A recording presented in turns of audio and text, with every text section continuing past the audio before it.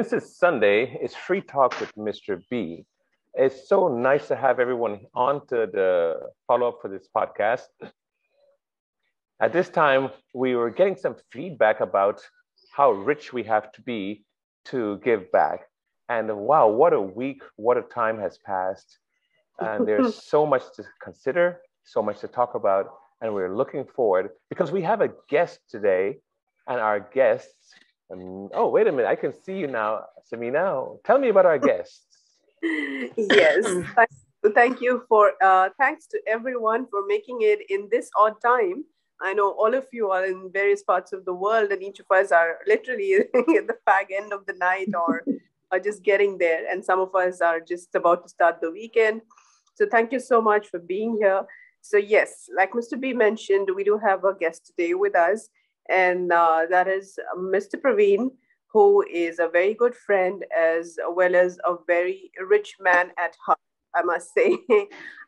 Why I refer to him as a rich man at heart, we will just know in some time. But for the benefit of just to refresh all our memories, I would also like to introduce all of our participants on this podcast today. We have our very own Mr. B. This is for the benefit of Praveen as well. Hi, Praveen. You're with us. Thank you so much for joining us. Let me introduce you to Mr. B. Mr. B is our founder and host himself of this show, which is Free Talk with Mr. B. He's a philanthropist. He is a coach, a mentor, a public speaker. That's how I have known him. So I wouldn't really a very respectful character. And here we have Ms. Dedra Stevenson. She is an award-winning screenwriter and author and a public speaker and a creativity coach. Her mind is always on the go for any kind of creativity. And of course, we have with us Professor Mia, Mehreen Mia. She is a UN Goodwill Ambassador, a global social responsibility advocate, and she is also the founder of her own company, which is MEA, which stands for Motivate, Empower, and Advance. And she's also a life coach. So these are the rich people we have on this show. And how they are rich is rich at heart, rich in character, and rich in everything as a personality. And we are very glad to welcome one more person who we think is an equivalent on this show. So Praveen, yes, we were talking about how rich does one need to be if we need to give back, giving back to the society, giving back to anyone in this world or to our own self. So please introduce yourself and share your thoughts on this topic with us. Yeah, first of all, let me start by saying thank you for inviting me. I'm deeply honored and privileged to be part of the Free Talk with Mr. B. It's such a nice panel, that I went through, and each one of you are distinguished in your specific fields. So I'm very happy to be part of this. To start off, I think I'm Praveen Kotanten, and I'm based out of Bangalore, India, and have 20 years of experience in IT and ITS industry with various portfolios and businesses. To talk about today's topic, and we'll jump into our topic where how rich are we to give back, and I feel that it is love and care, the kindness that matters the most for me.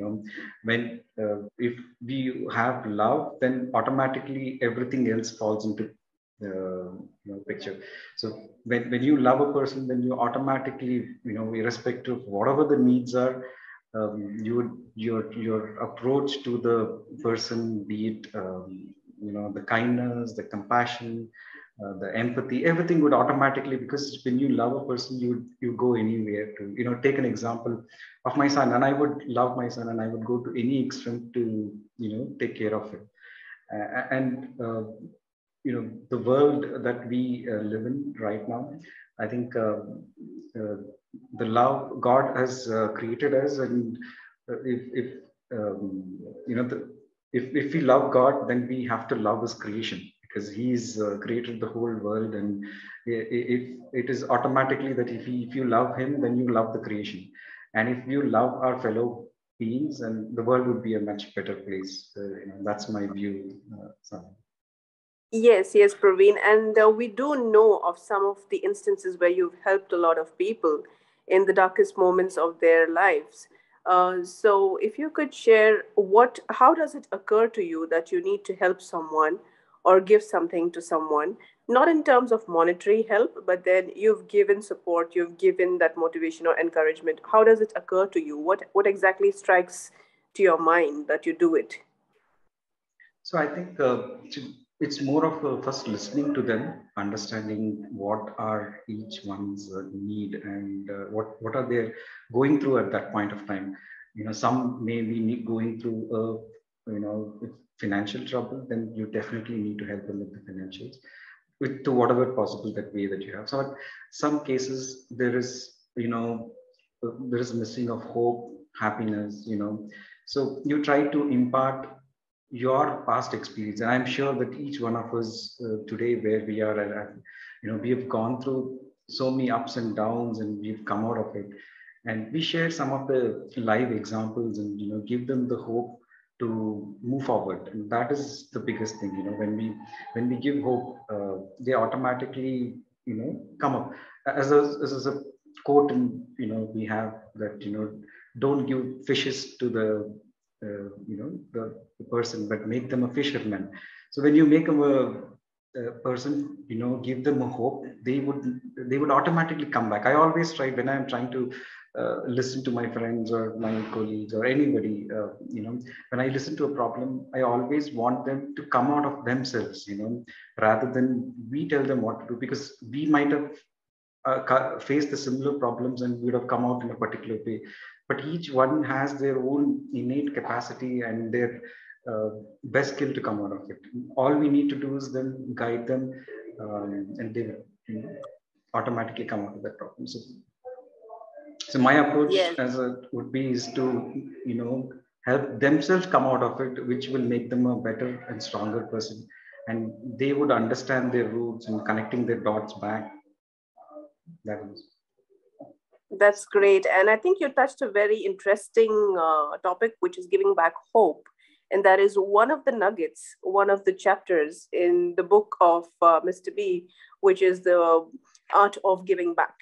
This entire podcast is about us taking each nugget, each element of that book, and one of them is giving back hope. I'm sure my other speakers also agree with this. I don't hear them, they're very silently and observingly listening to what you are saying. Thank you so much for sharing those thoughts. Let's hear from our other speakers. Mr. B, are you with us?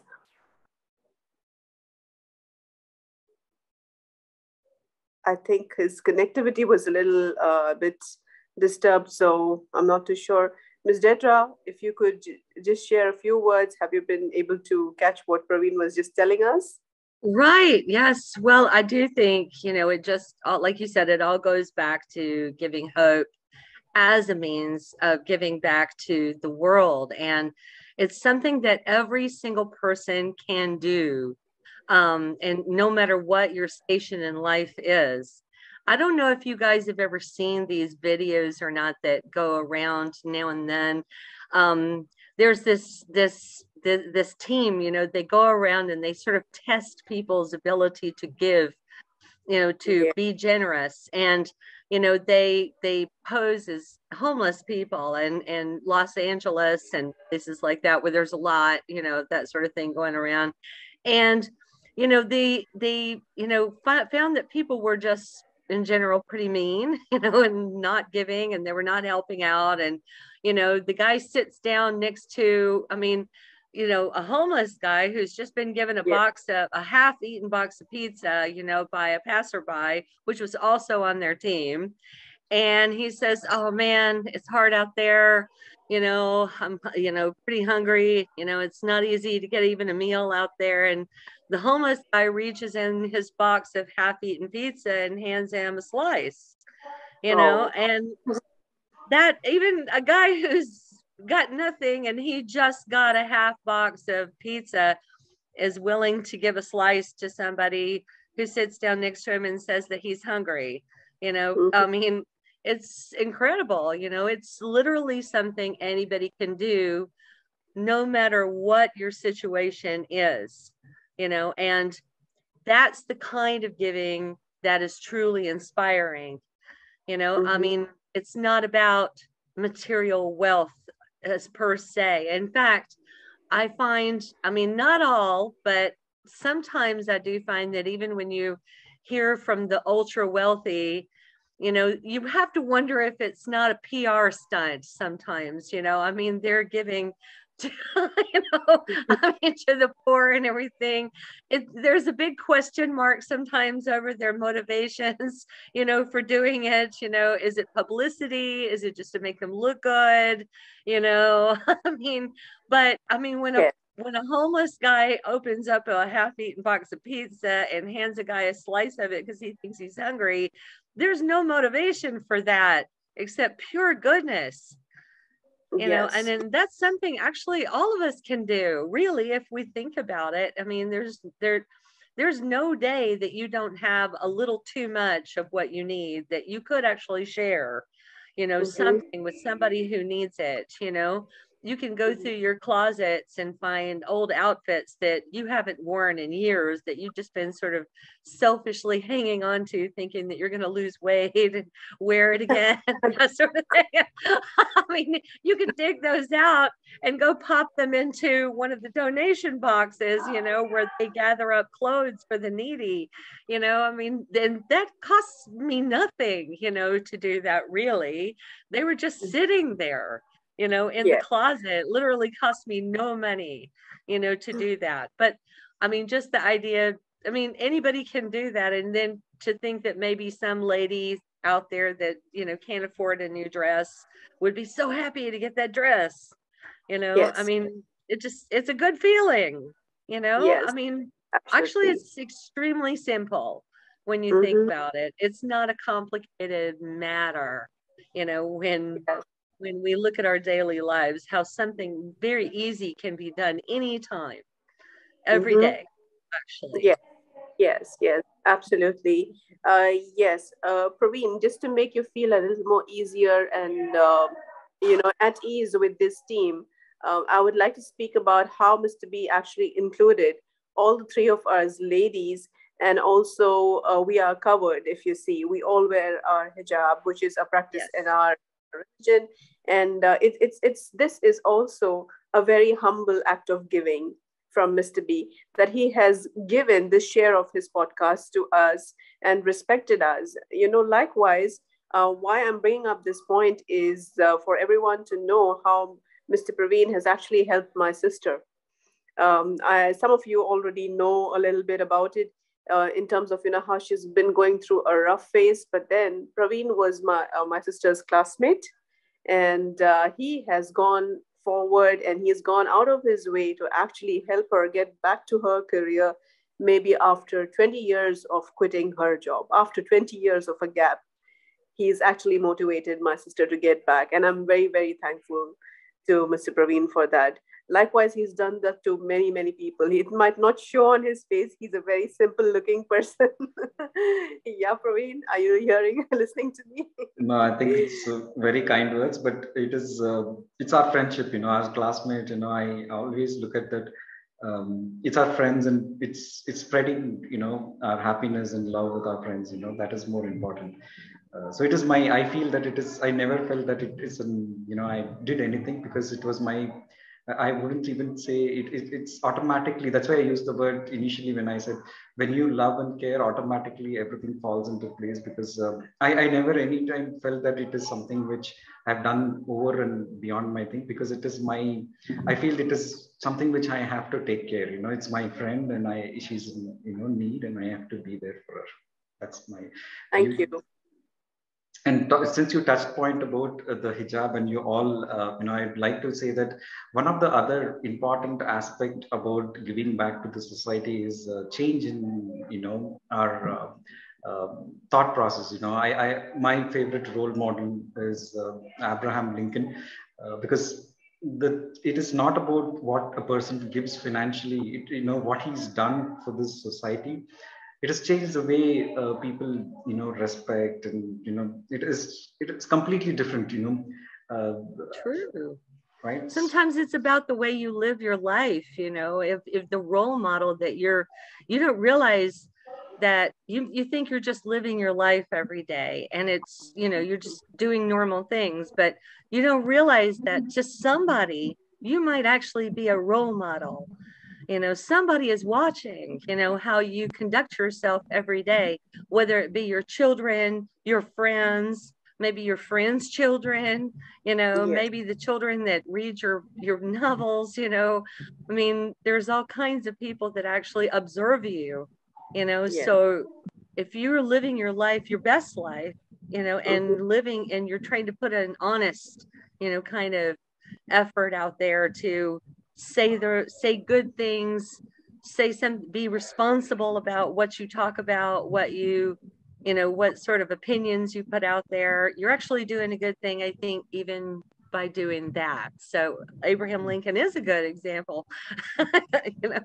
It's kind of nice that you brought that up. He's actually was my favorite president in the history of US presidents. So yeah, that's cool. one verse which I really like is by the people, for the people, and to the people is something which really inspired me a lot. And yeah, I think, see, being a role model, and as you very rightly pointed out, something which we need to pass on to our younger children and kids, that they look up to us, and whenever they look up to us and they see we need to bring a social cause, like when we look at how we treat our fellow beings, and especially our women employees, exactly. especially in because someone is observing that. That's right. And also there's this subtle change. In India, we used to earlier feel that, women are confined to, kitchens, but not anymore, because we see that they are equally in every field and they're doing much better. And as this transition is happening, as, all me taking responsibility, my son would look up to me and say, there is a cultural change, shift in terms of how we look forward in the future. So that is one more thing, as you rightly Yes. pointed out, being a role model is very important. Absolutely. At this, I would like to say that Professor Mia is a real role model for many, many people out there. And just like I mentioned earlier, she's a UN Goodwill Ambassador, and giving back to the society, giving back to her family. She has dedicated her life to giving. So, Professor Mia, what are your thoughts on our conversation? Well, so far I have to say excellent, because every point is important. And I want to say thank you for bringing Brother Praveen on, because as from what he's saying, he's touched on three things. He's touched on the love aspect, the very key aspect of where the richness comes from. He's touched on the hope aspect, which is obviously extremely key for us to give back. But there's something that I sense from what he's saying, and that's not what he said out loud, but it's something I picked up from what he's just said now, especially. And that is that you give without an expectation. So, for example, if you listen to what he's just said, it's about giving, and it's about giving the hope. It's about giving with love. It's about giving with the care. It's about caring, but without having this expectation of receiving because you've just done it. You just do it wholeheartedly. And that is extremely rich in itself, is when you are able to give without that expectation of a return. That is the wealth in itself in what you are doing, because you're actually identifying with yourself. You're actually loving yourself first before you giving off the love. You're actually hopeful in that what you are doing for somebody in giving them hope becomes a catalyst effect for hope for others. That creates hope within you, because you're giving someone else hope, but it creates hope within you to keep going with what you are doing. And that sense of itself is the richness. That is the wealth in itself. So that for me is the art of actually giving back and knowing how rich you really are. If you are somebody who can give off the love, the hope, and the non-expectancy when you're giving to someone, that's just you being absolutely rich right there. So I love what you said. For everyone's contributions today is just excellent. And if I have to put it into what I do, it's extremely the same. It's exactly the same. When we're giving to people, I'm giving to strangers most of the time. It's people I don't know. It's people we work with that we don't know. But yet they become people that you do know simply because of that interaction. And the next time, for example, I go to a location and I see a child, the child doesn't remember me because of what I've given. The child remembers me because the smile I gave her or the time I gave her, if you know what I mean. Yeah. So in those small little acts of what you do is where your wealth of you comes in, and that's what you give forth.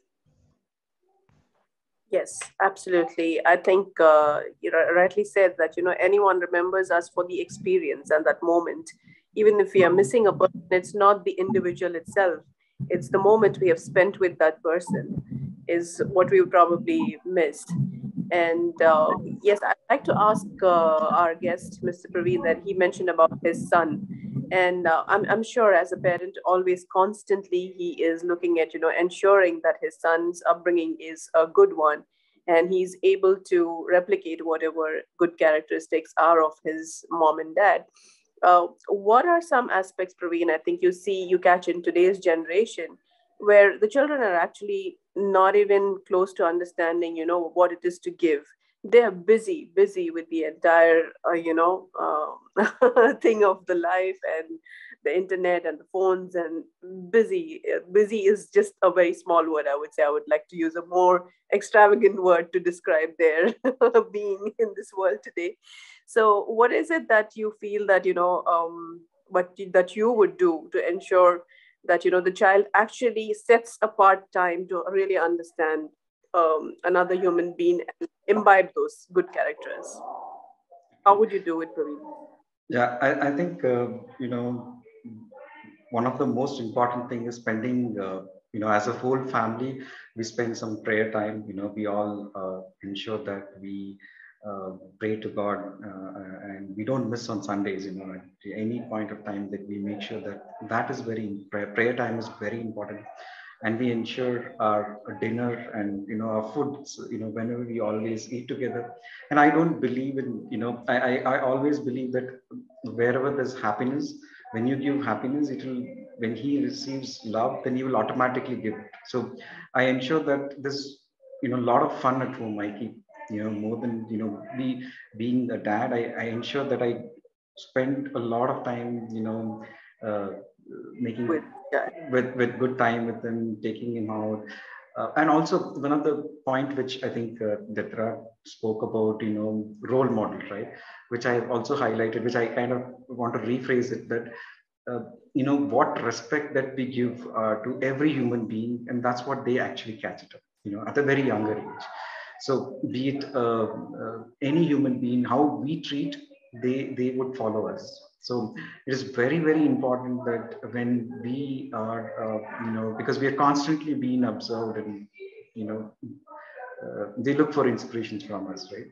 So being I always make sure that be myself, and ensure that he also takes part in all the donations or any whatever good work that we do. I make sure that he's part of it, be it financial or any caringness, anything that if you see anybody hurt in the road, make sure that at least some basic thing help is given.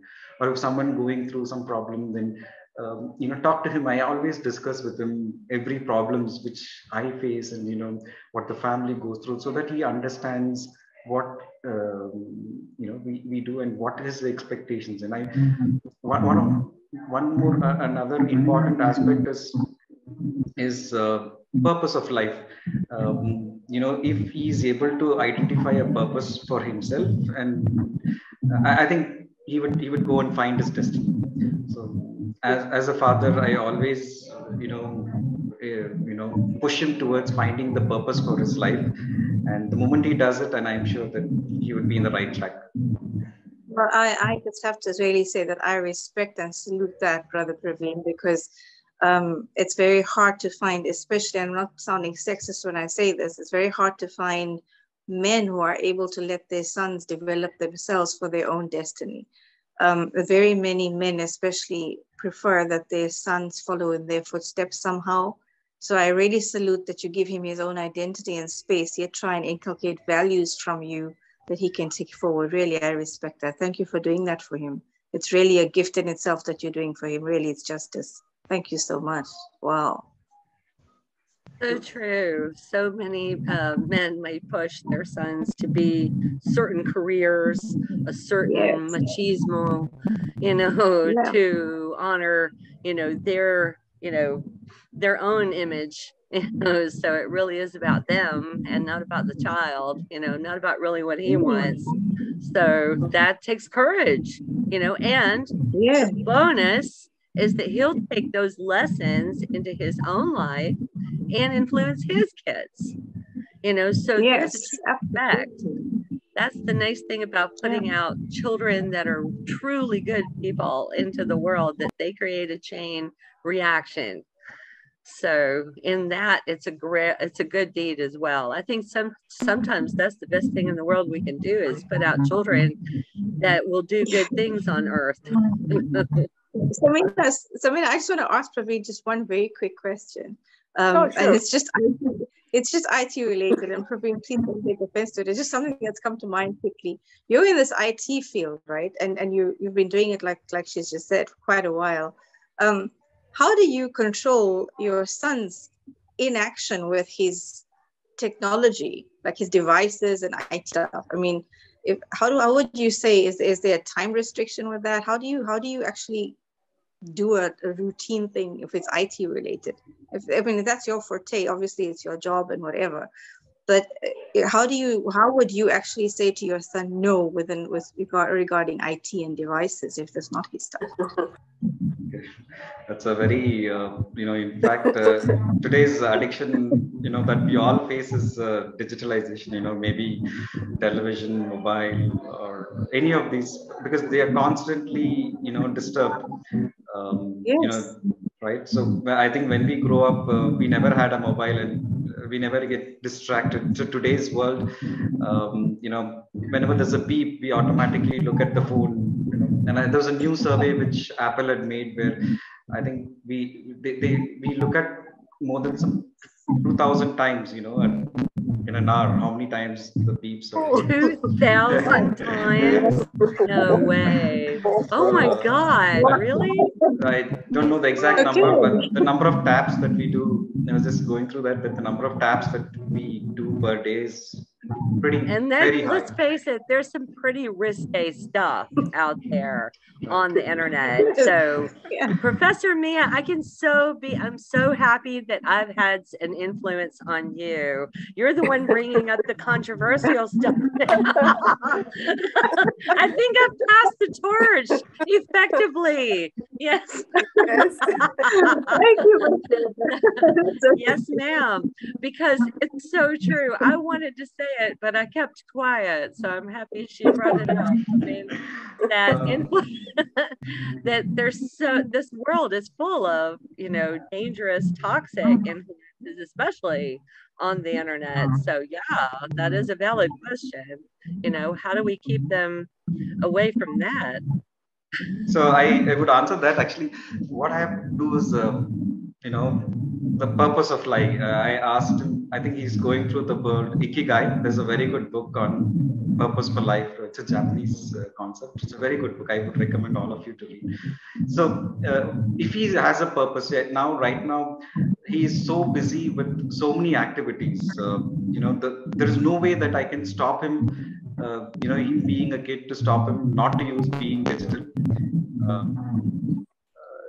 But what I can do is give him the purpose of life, or make him busy with a lot of other activities. Like, he goes for badminton, sports, spends a lot of time there. Then chess, school, games. We spend time cooking together. You know what they say, an idle mind is the devil's playground. So that's really good. Right. To keep him nice and busy. And the best thing is the church, right? The prayer time, which we spend together. That would guard him, because that would ensure that he is in the right track, irrespective of whatever. Because we can't stop. So he in fact, he knows much more than me in technical right now, because he's so. There's no way that. We cannot stop today's, if I monitor somewhere, there is another way, there's a loop. If you block it, it's going to make him 10,000 times more interested in seeing it. Trust me, I know. I've raised 4. Mine are all grown now. And I know that you really can't block it. You can only teach, about better things that you do with your time than just, dink around on the internet, you know, and see harmful things. There's positive ways, you know, to use it. And like you said, busyness, sports are always a good idea. Right. So because he wakes up morning 4:30 to play badminton, so you know he's occupied the whole day. So he's occupied. That's good. Do a little scheduling, so I've listened, a little creative scheduling. I stayed quiet on purpose and listened. Yes, Mr. B. And staying quiet. Oh, he's here. He's here. And staying quiet. Staying quiet and listening helps me to realize how rich you all are. And the reason why I say that is because look at how many variety of things that you can come up with, whether to give back to a child, give back to a household, give back to a community, in order to portray the art of giving back with the riches that we have, not what's in our pocketbook, but what's in our hearts, what's in our experiences, and what we have to work with. And so we really, really appreciate everyone for being on this podcast today and for kind of recounting the type of things associated with being rich and the type of richness that makes us give back wholesomely, richly. And so I really want to thank you all very much. I look forward to having Mr. Praveen back on again when we can really hear him well and I can hear everyone well. And again, thank you for being on Free Talk with Mr. B. Yep. Thank you so much, Mr. B, for this opportunity. And I would like to thank each one of you who are present here. And thank you. Oh, you're welcome. Thank you. It was a lot of fun to talk. Yes, you're most welcome. It's great to. Yeah.